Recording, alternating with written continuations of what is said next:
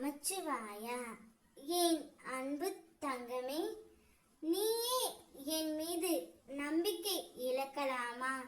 என் மீது கோபப்படலாமா? நான் அமைதியாக அமர்ந்து அனைத்தையும் பார்த்து கொண்டு தான் இருக்கின்றேன் என்று நீ எண்ணலாமா தங்கமே? அனைவராலும் இதை பார்க்க முடியாது.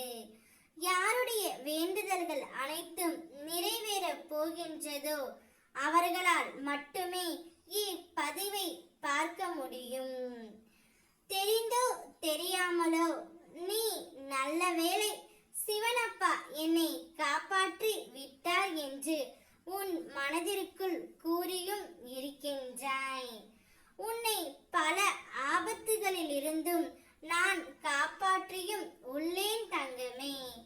ஆனால் நீயோ ஏதாவது ஒன்று நிறைவேற இல்லை என்றால் உடனே சிவனப்பா நான் கேட்ட எதையுமே கொடுக்கவில்லை என்று அனைத்து பழிகளையும் என் மீது போட்டு விடுகின்றாய் தங்கமே. நிச்சயம் நான் உன்னுடன் பேசிக் கொண்டு தான் இருக்கின்றேன். ஆனால் அது உனக்குத்தான் புலப்படவில்லை தங்கமே. நான் உன்னிடம் ஒன்று சொல்கின்றேன் கேள். திடீரென்று உனக்கு உடல்நிலை சரி வராமல் இருந்தாலும், கஷ்டமாக இருந்தாலும், மன சோர்வு ஏற்பட்டாலும் இது நம் கர்ம வினையே காரணம் என்பதை நீ முதலில் உணர்ந்து கொள்ள வேண்டும். எது நினைத்தும் எதை பார்த்தும் நீ பயந்து கொண்டு இருக்காதே.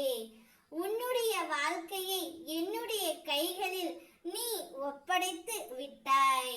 பின்னால் எதற்காக உனக்குள் இவ்வளவு பயம்?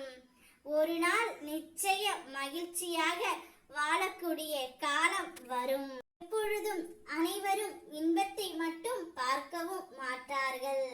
எப்பொழுதும் துன்பத்தை மட்டும் பார்த்து கொள்ளே இருக்க மாட்டார்கள்.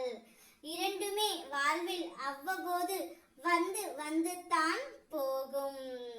உனக்கான மகிழ்ச்சிகரமான செம்மையான வாழ்க்கை ஒன்று காத்து கொண்டு இருக்கின்றது. கவலையாய் இருக்கும் என் குழந்தைகளுக்கு ஒரு பரிசை நான் தரப்போகின்றேன். நிச்சயம் நல்லதே நடக்கும். ஓம் நமச்சிவாயா. சிவனே போற்றி.